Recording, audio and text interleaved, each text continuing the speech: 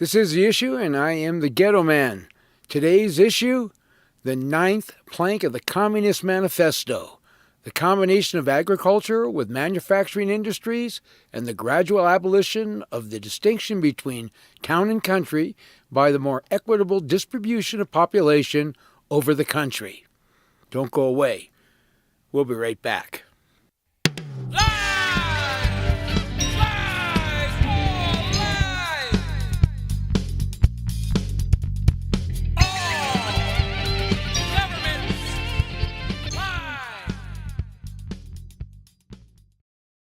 The ninth plank of the Communist Manifesto.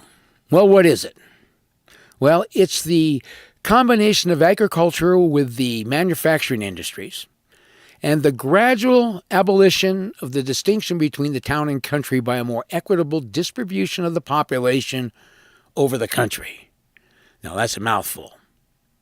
Now, in the United States, this has been accomplished gradually, mind you, since 1922. In 1922, the United States reached the peak of private land ownership.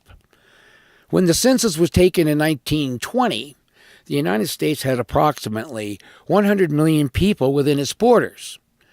2 years later, in 1922, the United States reached the peak of private land ownership with 47 million people on the land. That was nearly half of our nation's population at the time. A whole lot of free private landowners, to be sure. Now, you see, land is the foundation of all wealth. All wealth comes from the land.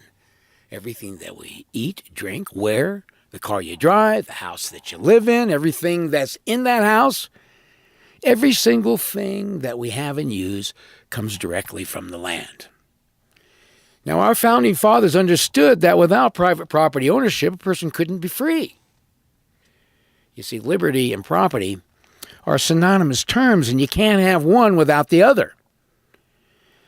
The definition of property is the right and interest which a man has in lands and chattels to the exclusion of others.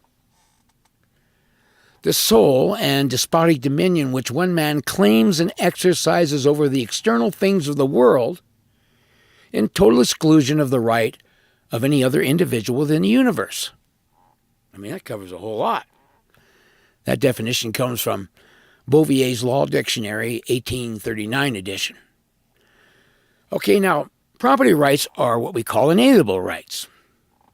Inalienable rights are rights which are not capable of being surrendered or transferred without the consent of the one possessing such rights. And we're talking about things like the rights to free speech, the right to property ownership, the right to freedom of religion, the right to personal liberty, those types of things. And that definition can be found in Black's Law Dictionary, 5th edition. Okay, by 1940, the number of private landowners in the United States had fallen from 47 million to 32 million. This, quote, distinction between the town and country by a more equitable distribution of the population over the country was sold to us as a direct result of the Dust Bowl and the Depression years. People were forced economically to leave their land and go work in the cities. Between 1940 and 1950, the number of landowners in America dropped from 32 million to 15 million. So what was the reason this time? Well, we needed farm families to go to the cities to build planes and guns for the war effort, right? From 1950 to 1969, the number declined to 6 million, and from 1969 to 1985, the number dropped to 3 million.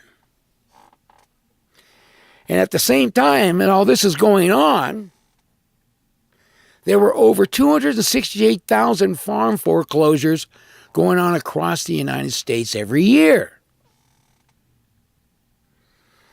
And as you can see today in the 21st century, most everyone in this country has been, quote, more equitably distributed removed from the land and relocated in the cities, now haven't they? Take a look around you.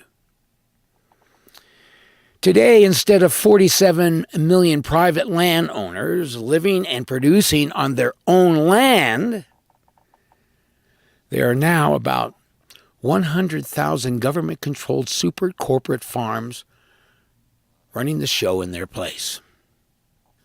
Well, what about the rest of us? Well, for the most part, the rest of us have been corralled in the cities where the government can now impose artificial water, fuel, and food shortages, or any other man-made disaster like global cooling, global warming, or maybe climate change. All done to keep us, the serfs, under the thumb of government control. Exactly the way Karl Marx called for it in the 9th plank of the Communist Manifesto. I am the Ghetto Man. Thank you for watching.